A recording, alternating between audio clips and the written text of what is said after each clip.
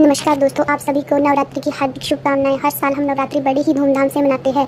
9 दिन का उपवास, माँ दुर्गा की पूजा, गरबा, डांडिया और बहुत सारी श्रद्धा। लेकिन क्या आपने कभी सोचा है आखिर नवरात्रि 9 दिन की ही क्यों होती है? क्यों हम दुर्गा माँ की 9 रूपों की आराधना करते हैं? इन 9 दिनों का आध्यात्मिक अर्थ क्या है? चलिए आज हम जानते हैं नवरात्रि के पीछे की वो रहस्यपूर्ण कथा जो सिर्फ परंपरा नहीं बल्कि आत्मा की जागृति की यात्रा है। नवरात्रि क्या है? नवरात्रि 2 शब्दों से मिलकर बना है। नव यानी 9 और रात्रि यानी रातें। इन 9 रातों में हम माँ दुर्गा के अलग अलग रूपों की पूजा करते हैं, पर ये सिर्फ पूजा नहीं होती, ये आत्मा की एक यात्रा होती है। नवरात्रि एक ऐसा समय होता है जब हम अपने शरीर, मन और आत्मा को शुद्ध करते हैं। इन 9 दिनों में हम बाहरी शोर से हटकर अंदर की ओर ध्यान लगाते हैं।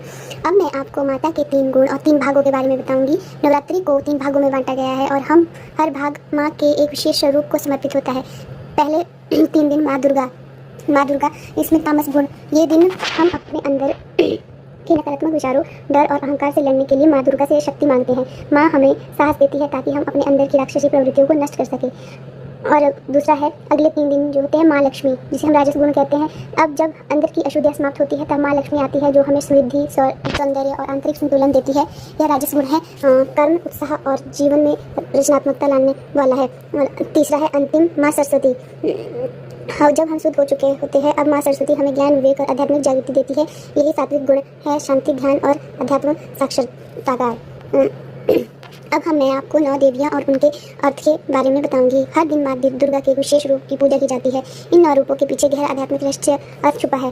पहले दिन हम माँ शैलपुत्री की पूजा करते हैं। प्रकृति की शक्ति, स्थिरता और विश्वास का प्रतीक है माँ शैलपुत्री। और दूसरे दिन हम माँ ब्रह्मचारिणी की पूजा करते हैं जो कि तपस्या का रूप, आत्मनियंत्रण और ध्यान की शक्ति है। तीसरे दिन हम माँ चंद्रघंटा की पूजा करते हैं जिसे साहस और शक्ति का स्वरूप माना जाता है, नकारात्मक ऊर्जा से रक्षा करती है। चौथे दिन हम माँ कुष्मांडा सृष्टि की जननी, सृजन और जीवन ऊर्जा का प्रतीक है। पांचवें दिन हम माँ स्कंद माता, मातृत्व और संरक्षण, प्रेम और करुणा की देवी है। छठवें दिन हम माँ कात्यायनी माता की पूजा करते हैं। ये न्याय और वीरता तथा राक्षसों के विनाश की शक्ति है।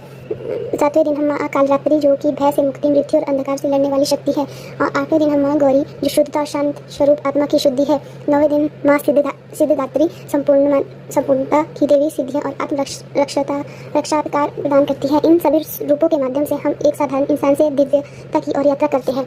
अब मैं आपको नवरात्रि के वैज्ञानिक और मानसिक लाभ भी बताऊंगी। आप जानकर हैरान होंगे कि नवरात्रि सिर्फ आध्यात्मिक ही नहीं बल्कि इसका शरीर और मन पर वैज्ञानिक असर भी होता है। उपवास करने से शरीर डिटॉक्स होता है, हम कम और सात्विक आहार से मन शांत होता है, ध्यान और पूजा से एकाग्रता बढ़ती है, संगीत, आरती, भजन से पॉजिटिव वाइब्रेशन बनते हैं और सबसे बड़ी बात यह समय हमें आत्मनिरीक्षण का अवसर देता है। अब मैं आपको नवरात्रि के आध्यात्मिक जागरण के बारे में बताऊंगी। इन 9 दिनों में माँ के चरणों में बैठकर आप अपनी आत्मा को देख पाते हैं। हर दिन एक कदम होता है।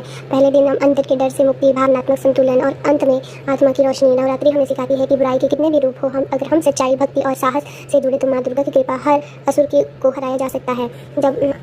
जब आप जान चुके हो कि नवरात्रि सिर्फ एक त्यौहार नहीं बल्कि एक आध्यात्मिक प्रक्रिया है तो इस बार सिर्फ पूजन नहीं, आत्मा जागरण भी कीजिए। अगर आपको यह जानकारी उपयोगी लगी हो तो कमेंट में जय माता दी लिखें और ऐसे ही ज्ञानवर्धक वीडियो के लिए चैनल को सब्सक्राइब करना ना भूलें। नवरात्रि की ढेरों शुभकामनाएं।